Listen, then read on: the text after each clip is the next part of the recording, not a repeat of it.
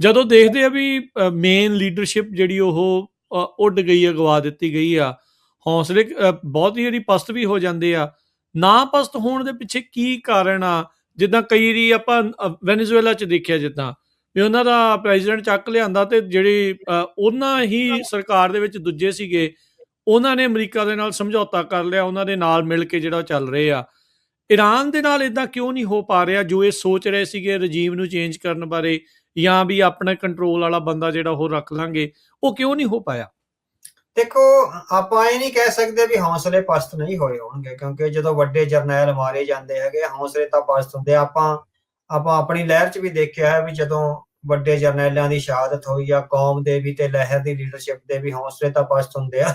ਪਰ ਜਦੋਂ ਗਾਲ ਆ ਪਾਈ ਹੁੰਦੀ ਆ, ਫਿਰ ਜਿਹੜੀ ਸੈਕੰਡ ਲੀਡਰਸ਼ਿਪ ਹੁੰਦੀ ਆ, ਉਹ ਆਪ ਦੀ ਜ਼ਿੰਮੇਵਾਰੀ ਸਮਝ ਕੇ ਜਿਹੜੀ ਹੈਗੀ ਲਹਿਰ ਨੂੰ ਤੇ ਜਿਹੜੀ ਜੰਗ ਨੂੰ ਚਲਾ ਰਹੀ ਹੈਗੀ। ਹੁਣ ਅਲੀ ਜ਼ਰਾਨੀ ਦੀ ਮੌਤ ਆ ਪਿਛਲੇ ਦਿਨੀ ਜਿਹੜੀ ਹੋਈ ਹੈਗੀ ਆ, ਉਹਨਾਂ ਦਾ ਇੰਟੈਲੀਜੈਂਸ ਚੀਫ ਸੀਗਾ, ਤੇ ਹੋਰ ਬਹੁਤ ਸਾਰੀ ਲੀਡਰਸ਼ਿਪ ਆ, ਉਹਦੇ ਮਾਰੇ ਜਾਣ ਨਾਲ ਦਬਾਅ ਵਿੱਚ ਤਾਂ ਹੈਗੇ ਆ। ਪਰ ਹੁਣ ਕਿਉਂਕਿ ਜਿੰਨੀ ਕੁ ਲੀਡਰਸ਼ਿਪ ਬਚੀ ਹੈਗੀ ਆ, ਉਹ ਸਰਵਾਈਵ ਕਰ ਰਹੀ ਹੈਗੀ ਆ। ਉਹ ਜਿਸ ਢੰਗ ਨਾਲ ਜਿਹੜੀ ਡੀਸੈਂਟਰਲਾਈਜੇਸ਼ਨ ਆਫ ਪਾਵਰ ਆ, ਉਸ ਦੇ ਅਧੀਨ ਹੀ ਉਹ ਆਪਣੇ ਤੌਰ ਤੇ ਕਾਰਵਾਈ ਕਰ ਰਹੀ ਹੈ। ਹੁਣ ਆਪਾਂ ਨੂੰ ਇੰਨਾ ਅੰਦਰੂਨੀ ਨਹੀਂ ਪਤਾ ਵੀ ਉਹ ਕਿੰਨਾ ਕੁ ਟੁੱਟ ਚੁੱਕੇ ਆ, ਕਿੰਨਾ ਕੁ ਕਮਜ਼ੋਰ ਪੈ ਚੁੱਕੇ ਆ ਨਾ। ਸੋ ਇਹ ਵੀ ਹੋ ਸਕਦਾ ਹੈਗਾ ਵੀ ਉਹ ਆਪਣੀ ਬਹਾਦਰੀ ਦਾ ਜਿਹੜਾ ਹੈਗਾ ਮੁਜ਼ਾਹਰਾ ਕਰ ਰਹੇ ਹੁਣ, ਅੰਦਰੋਂ ਕਾਫੀ ਜ਼ਿਆਦਾ ਜਿਹੜੀ ਹੈਗੀ ਟੁੱਟ ਭੱਜ ਹੋ ਗਈ ਹੋਵੇ।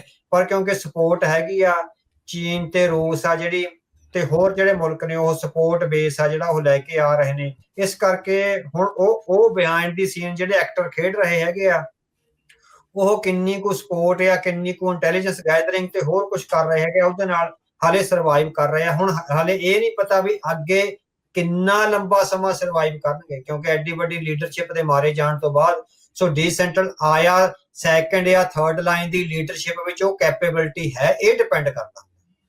ਇਸ ਸੈਕੰਡ ਜਾਂ ਥਰਡ ਲਾਈਨ ਦੀ ਲੀਡਰਸ਼ਿਪ ਜਾਂ ਫੋਰਥ ਲਾਈਨ ਦੀ ਲੀਡਰਸ਼ਿਪ ਵਿੱਚ ਉਹ ਕੈਪੇਬਿਲਿਟੀ ਹੈ ਵੀ ਜੰਗ ਨੂੰ ਉਹਨਾਂ ਮੁਹਾਨਿਆਂ ਤੱਕ। ਹੁਣ ਜੇ ਉਹਨਾਂ ਦੇ ਰਿਪਬਲਿਕਨ ਗਾਰਡਸ ਵਿੱਚ ਇਹ ਹੈਗੀ ਆ ਬਾਈਫੋਰਕੇਸ਼ਨ, ਵੀ ਇੰਨੀ ਸੈਂਟਰਲਾਈਜੇਸ਼ਨ ਹੈਗੀ ਆ ਵੀ 10 ਲੇਅਰਾਂ ਤੱਕ ਉਹ ਲੀਡਰਸ਼ਿਪ ਦੇ ਸਕਦੇ ਆ, ਤਾਂ ਹੋ ਸਕਦਾ ਸਰਵਾਈਵ ਕਰ ਜਾਣ। ਨਹੀਂ ਜਿਹੜਾ ਹੈਗਾ ਵੀ ਇੰਨੀ ਵੱਡੀ ਸੱਟ ਤੋਂ ਬਾਅਦ ਜਿਹੜੀ ਹੈਗੀ ਸੱਤਾ ਤਬਦੀਲੀ ਸੰਭਵ ਹੋ ਸਕਦੀ ਹੈ। ਪਰ ਜੇ ਨਹੀਂ ਹੋ ਰਹੀ ਤਾਂ ਹਾਲੇ ਜਿਹੜੀ ਹੈਗੀ ਆ ਵੀ ਰੈਜ਼ਿਸਟੈਂਸ ਦੀ ਪਾਵਰ ਕਿਤੇ ਨਾ ਕਿਤੇ ਹੈਗੀ ਆ। ਬਿਹਾਈਂਡ ਦੀ ਸੀਨ ਕੱਲਾ ਰੂਸ ਤੇ ਚੀਨ ਹੀ ਹੈਗਾ, ਜਾਂ ਹੋਰ ਵੀ ਮੁਲਕ ਆ ਜਿਹੜੇ, ਕਿਉਂਕਿ ਹੋਰ ਮੁਲਕਾਂ ਦੀ ਜਿਹੜੇ ਹੈਗੇ ਵੀ state and non state actors ਆ ਜਿਹੜੇ, ਉਹ ਕਿੰਨਾ ਕੁ ਲੜ ਰਹੇ ਨੇ, ਕਿੰਨਾ ਕੁ ਹਮਾਇਤ ਵਿੱਚ ਨੇ।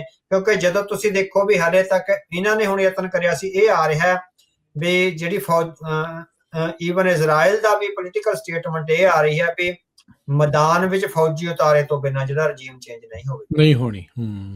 ਸੋ ਮੈਦਾਨ ਵਿੱਚ ਉਹਨਾਂ ਨੇ ਜਿਹੜਾ ਕੁਰਦ ਬਾਗੀਆਂ ਨੂੰ ਕਾਫੀ ਹਮਾਇਤ ਤੇ ਕਾਫੀ ਅਸਲਾ ਦੇ ਕੇ ਭੇਜਿਆ ਹੈਗਾ, ਪਰ ਕੁਰਦ ਬਾਗੀ ਕਿੰਨਾ ਕੁ ਸਰਵਾਈਵ ਕਰਦੇ ਹੈਗੇ ਆ, ਉਹਨਾਂ ਦੀ ਗਿਣਤੀ ਕਿੰਨੀ ਹੈਗੀ ਆ ਹਨਾ।